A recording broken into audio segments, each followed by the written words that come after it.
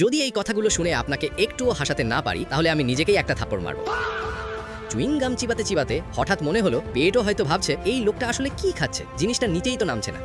আর রাস্তা দিয়ে হাঁটতে হাঁটতে একটা জিনিস বুঝলাম, রাস্তা ঠিকই থাকে কিন্তু রাস্তার মাঝে যদি কয়েকটা কুকুর বসে থাকে তখন মানুষই নিজের রাস্তা বদলে ফেলে।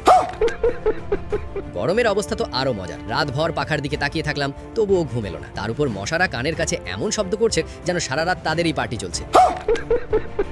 মেয়েরা নাকি জীবনের বড় বড় কষ্টও ভুলে যেতে পারে, কিন্তু পাশের বাড়িতে গিয়ে যে বাটি দেয় সেটা তারা কখনো ভুলে না। কয়েক মাস পরেও হঠাৎ মনে পড়ে যায় ওই বাটিটা এখনো ফেরত দেয়নি। কখনো কখনো মনে হয় কেউ হয়তো আমার মাথার কসম খেয়েছে, কারণ ধীরে ধীরে আমার চুলগুলো কোথায় যেন হারিয়ে যাচ্ছে।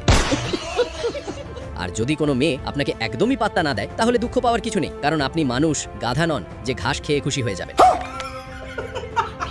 একটা কথা আগে বলেন, সেলিব্রিটিদের তো সবাই লাইক আর সাবস্ক্রাইব করে, দেখি তো নিজের মা বাবার জন্য কে এই ভিডিওটা লাইক করে আর চ্যানেলটা সাবস্ক্রাইব করেন। আচ্ছা, এখন আসল কথায় আসি।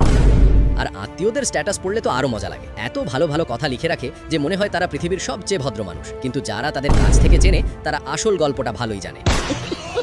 শেষে একটা কথা ভেবে ফেললাম, যতদিন বেঁচে আছি একটু ঘুরে বেড়াই, কারণ মানুষ মারা যাওয়ার পরও নাকি ঘুরতেই থাকে। তখন শুধু নামটা বদলে যায়, মানুষ থেকে ভূত।